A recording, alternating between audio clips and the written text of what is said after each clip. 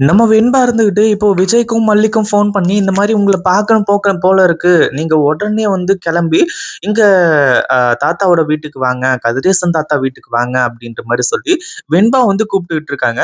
ஆனா விஜயும், மல்லியும் இருந்துட்டு, என்ன வெண்பா பேசிக்கிட்டு இருக்க? அதாவது மல்லி வந்து கேட்குறாங்க, இந்த மாரி நாங்க வந்தாலே யாருக்குமே வந்து புடிக்காது. அ இல்ல வெண்பா, நம்ம வந்து வேற எங்கேயாச்சும் வந்து மீட் பண்ணிக்கலாம். அங்க வந்தா எல்லாருமே வந்து பயங்கரமான கோவத்தோட வந்து பேசுவாங்க. இன்னும் பல விஷயம் நடக்கும் அப்படின்ற மாரி மல்லியும் சொல்றாங்க. விஜயும் இருந்துட்டு இந்த மாரி தாத்தா வந்து சும்மா இருக்க மாட்டாங்க. கண்டிப்பா வந்து எதனா பிரச்சனை இழுத்துக்கிட்டே இருப்பாங்க. அதனால வந்து அங்க வந்து வேணாம் அப்படின்ற மாரி வந்து சொல்றாங்க. இல்ல டாடா நீங்க கிளம்பி வாங்க. வீட்ல இப்ப யாருமே இல்ல. இனிமே எந்த ஒரு பிரச்சனையுமே கிடையாது.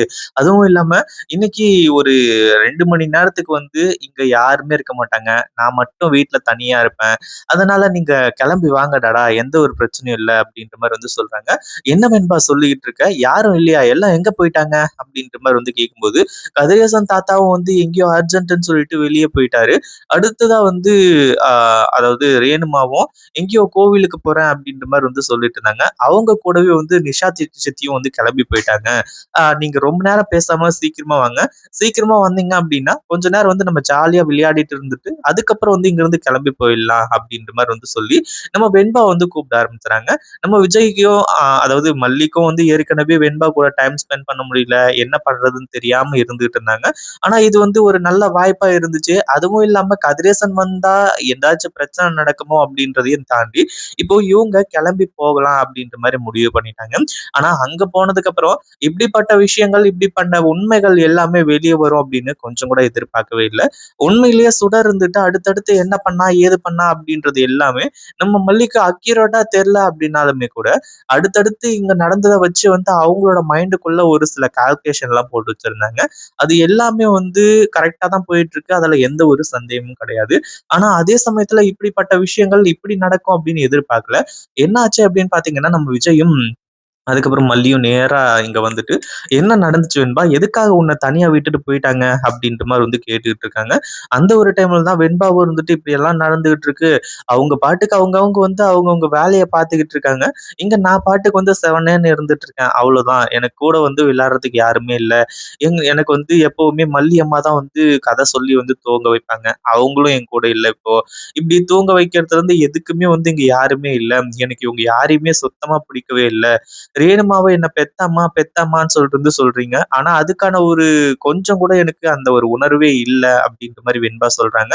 அதே மாரி எனக்கு மல்லி அம்மாவும் நீங்களும் மட்டும் போதும்டாடா. வேற யாருமே தேவையில்ல அப்டின்ற மாரியும் சொல்லிட்டாங்க. சரி ஓகே அப்டின்ற மாரி வந்து சொல்லி, இவங்க வந்து கண்ணாமூச்சி விளையாடலாம் அப்டின்ற மாரி வந்து நெனைக்கிறாங்க. அதாவது ஆளாளுக்கு ஒளிஞ்சுகிட்டு கண்டுபிடிக்கிற மாரி. அந்த மாரி கண்டுபிடிக்கும்போது தான் கடைசில விஜய் இருந்துட்டு இப்டி ஒண்ணத்த கண்டுபிடிப்பாரு அப்டின்னு கொஞ்சம் கூட எதிர்பார்க்கவே இல்ல. அதாவது சுடரோட ரூம்குள்ள போயிட்டு தான் இப்போ நம்ம விஜய் இருந்துட்டு ஒரு மிகப்பெரிய ஒரு விஷயத்த கண்டுபிடிக்க போறாங்க. அதாவது இந்த சுடருக்கும், ரகுக்கும் லிங்க் இருக்கு அப்படின்ற மாரி வந்து சொல்லி, அந்த ஒரு விஷயத்த பார்த்த உடனே உண்மையிலேயே விஜய் பயங்கரமா ஷாக் ஆக போறாங்க. ஏன்னா அதுல இருக்கக்கூடியது இதுக்கு முன்னாடி வந்து கதிரேசனோட ஒரு டாக்குமெண்ட் வந்து இருக்கு. அடுத்ததா விஜயோட ஒரு டாக்குமெண்ட் இருக்கு. இது எல்லாத்தையுமே பார்த்த உடனே விஜய்க்கு பயங்கரமான ஷாக்கு. அடுத்தடுத்து என்ன பண்றது? ஏது பண்றது? அப்படின்னு ஒண்ணுமே புரியல அவருக்கு. அப்படியே திரு திருத்துன்னு முழிச்சுட்டு நின்னுட்டு இருக்காங்க. ஒரு பக்கம் நம்ம வெண்பாவும் அடுத்ததா வந்து மல்லி இருந்துட்டு நேரா கிளம்பி வந்து, "விஜய் என்ன விஜய் இது?" அப்படின்ற மாரி வந்து சொல்லி, அந்த டாக்குமெண்ட் எல்லாம் வந்து பார்க்கும்போது உண்மையிலேயே விஜய்க்கு பயங்கரமான அதிர்ச்சி. அதே மாரி இன்னொரு ஒரு முக்கியமான விஷயமும் சிக்குது. என்ன அப்படின்னு பார்த்தீங்கன்னா, இந்த சுடருக்கு வந்து வந்த ஒரு லெட்டர். லெட்டர்னா என்ன லெட்டர் அப்படின்னு பார்த்தீங்கன்னா, இந்த ரகு இருந்துட்டு இந்த மாரி வந்து எல்லாமே நல்லபடியா போயிட்டுருக்கு. உன்ன பார்த்து உன்கிட்ட மீட் பண்ணி ஒரு விஷயம் சொல்லணும். நீ வந்து இந்த இடத்துக்கு வந்துரு அப்படின்ற மாரி வந்து சொன்ன ஒரு லெட்டர் வந்து அங்க இருக்கு. அத பார்த்த உடனே வந்து இன்னும் பயங்கரமான அதிர்ச்சியில விஜய், மல்லி இவங்க எல்லாருமே இருந்துட்டு இருக்காங்க. அதே மாதிரி நம்ம மல்லி எல்லாம் வந்து இதுக்கு முன்னாடியே நான் சொன்னேன்ல விஜய், ரேணுகாவுக்கும் அந்த ரகுக்கும் மிகப்பெரிய ஒரு சம்மந்தம் இருக்கு. அது எதையுமே நீங்க புரிஞ்சுக்கவே இல்ல அப்படின்ற மாரி வந்து சொல்றாங்க. ஆனா விஜய் ஏன் இது எல்லாத்தையுமே புரிஞ்சுக்காம இருந்துட்டு இருந்தாரு? ஏன் அத கேட்காம இருந்துட்டு இருந்தாரு அப்படின்னு பார்த்தீங்கன்னா, நம்ம ரேணுகா மேல வச்சிருந்த அந்த அளவுக்கு ஒரு மிகப்பெரிய நம்பிக்கை அப்படின்னே சொல்லலாம். ஏன்னா, இப்ப இருக்கிற ரேணுகா வந்து போலியான ரேணுகா. ஆனா, இதுக்கு முன்னாடி இருந்த ரேணுகா, உண்மையான ரேணுகா வந்து உண்மையிலேயே எந்த அளவுக்கு ஒரு நல்ல மனசுக்காரங்க அப்படின்ற ஒரு விஷயம் வந்து நம்ம விஜய்க்கு நல்லாவே தெரியும். அதனால தான் வந்து தப்பா எந்த ஒரு விஷயத்திலயும் இங்க இருக்கக்கூடிய ரேணுகா, அதாவது இந்த சுடர நம்ம விஜய் இதுவரைக்கும் நெனச்சு கூட பார்த்தது கிடையாது. ஆனா இது எல்லாத்தையுமே பார்க்கும்போது உண்மையிலேயே மிகப்பெரிய அதிர்ச்சியோட தான் இருந்துட்டு இருக்காங்க.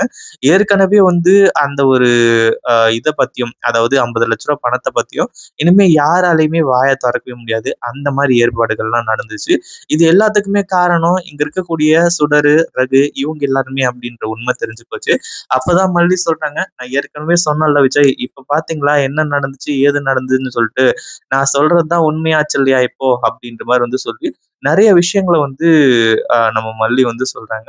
விஜய் அப்படியே சைலன்ட்டா நின்னுட்டு இருக்காங்க. ஏன்னா, இதுக்கு முன்னாடி நம்ம மல்லி சொல்றத கேட்கல. இப்போ வந்து கேட்டு தான் ஆகணும். வேற வழியே கிடையாது அப்படிங்கிற மாரி வந்து சொல்லி, அதே மாதிரி இப்போ அடுத்ததா என்ன ஆகுது அப்படின்னு பார்த்தீங்கன்னா, இப்போ அது எல்லாத்தையுமே பார்த்துட்டு விஜய் ஒரு மிகப்பெரிய ஒரு குழப்பத்துல இருக்காங்க. ஒரு பக்கம் வெண்பா இருந்துட்டு, "என்னாச்சு மல்லியம்மா? என்னாச்சு டாடா?" அப்படின்ற மாரி வந்து கேட்கும்போது, வெண்பா வந்து சின்ன பொண்ணு, இது எதுவுமே தெரியாது அப்படின்ற மாரி மறைச்சர்றாங்க. ஆனா விஜயோட மனசுக்குள்ள இது எல்லாமே ஆழமா போய் பதிஞ்சிருச்சு. ஒரு பக்கம் மல்லி சொல்றது உண்மையா இருக்குமோ? அப்படின்ற மாரி வந்து சொல்லி, இன்னொரு பக்கம் வந்து இவ உண்மையான ரேணுகா தானா? அப்படின்ற ஒரு டவுட்டும் வர ஆரம்பிச்சுருச்சு. இப்போ அடுத்தடுத்து வந்து நம்ம மல்லி சொன்னது எல்லாமே பெர்ஃபெக்ட்டா நடக்கிறது மட்டும் இல்லாம, அடுத்ததா விஜய்க்கும் இந்த உண்மை அதாவது இத பத்தின உண்மைகள்லாம் தெரிய வந்ததுக்கு அப்புறமா, உண்மையிலேயே வந்து விஜய் அடுத்தடுத்து இந்த சுடர பத்தின ரகசியங்கள் கொஞ்சம் கொஞ்சமா வந்து தெரிஞ்சுக்க போறாரு. இத பத்தி நீங்க என்ன நினைக்கிறீங்க? அந்த வீடியோ புடிச்சிருந்தா லைக் பண்ணுங்க, ஷேர் பண்ணுங்க. இப்பதான் நம்ம சேனலுக்கு ஃபர்ஸ்ட் டைம் வரீங்க அப்படின்னா, கீழ இருக்க சப்ஸ்கிரைப் பட்டன பிரஸ் பண்ணிக்கோங்க.